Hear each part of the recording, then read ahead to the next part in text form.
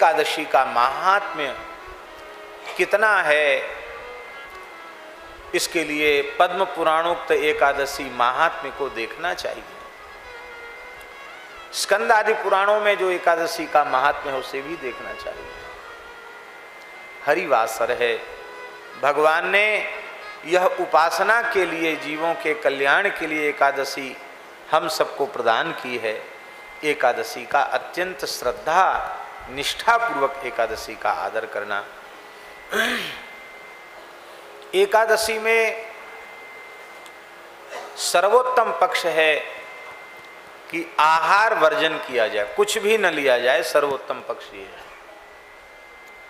उतना भी संभव न हो तो जल पी करके करे, उतना भी संभव न हो तो पयोव्रतो ब्राह्मणः, दूध पी करके कर ले,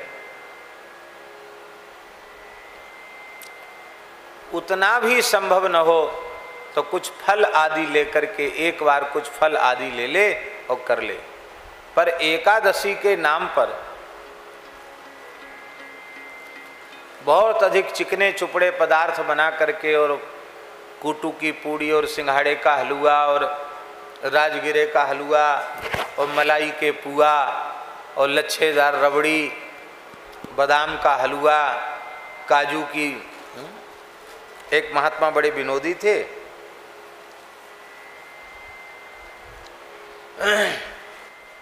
पूज्य श्री विपिन बिहारी दास जी महाराज।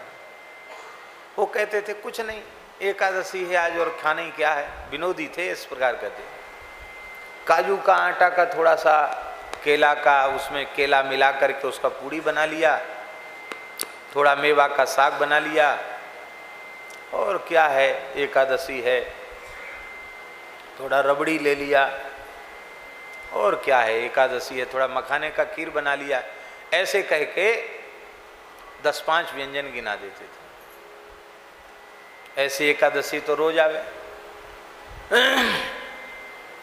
तो एकादशी को बार बार आहार लेना या भरपेट फलाहार भी करना, यह उत्तम पक्ष नहीं है। उत्तम पक्ष तो यही है कि एकादशी एकादशी के जैसी होनी चाहिए। एकादशी ठीक से होगी तो एकादशी को रात्रि का जागरण होना चाहिए, और दिन में कई बार भोजन करने के बाद रात्रि जागरण संभव नहीं होगा। और कुछ खाओगे पियोगे नहीं, जागरण तो अपने आप हो जाएगा। पूछ लो, महाराज जी से पूछ लो। निर्जल एकादशी करने वालों का जागरण सहज हो जाता है, उनको अन्न नहीं तो आलस्य नहीं। स्कंद पुराण में प्रत्येक एकादशी को भगवान शालिग्राम के 4 प्रहर अभिषेक और 4 प्रहर तुलसी से अर्चन की विधि का वर्णन है।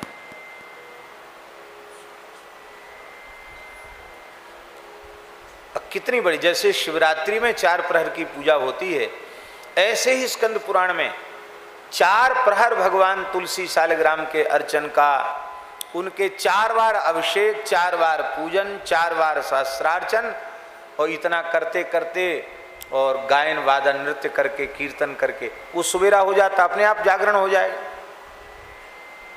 बहुत बड़ी महिमा है रात्रि जागरण की।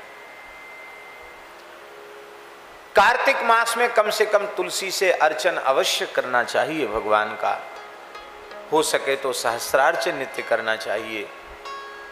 तो एकादशी की बड़ी भारी महिमा है, एकादशी जागरण की महिमा है।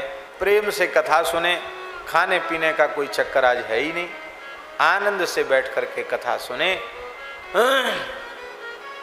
क्या करें, और सामने और सेवाएं होती हैं, अन्यथा क्या करना। आपने कथा शुरू कर दी है, करते करते कल तक जागरण भी हो जाएगा, 4 बजे तक हो जाए कथा, क्या परेशानी। लेकिन नहीं, कलयुगी शरीर हैं हम लोगों के। दूसरे दिन से आप लोग लंबी दंडवत कर लेंगे, बोले भैया वहाँ तो जाने ही खतरे से खाली नहीं, इसलिए कोई बात नहीं। पर आज एकादशी है, हो सकता है कि कुछ थोड़ा समय अधिक हो जाए, तो उसमें कोई आप लोग घबराना नहीं।